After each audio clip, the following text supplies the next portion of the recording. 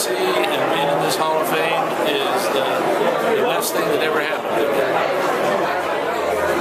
I'd like to thank the people that put this together, the people at the Sports Hall of Fame. I know they did a great job, and I'd just like to thank them. We're extremely proud of Coach Walker and his outstanding career that he's had at ETSU. He epitomizes what Buccaneer Athletics is all about.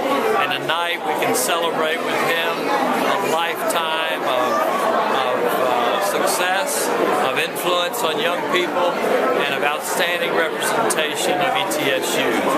We hope to have a great evening with his family, his friends, his former players, and all of us who are celebrating the career of Coach Dave Walker.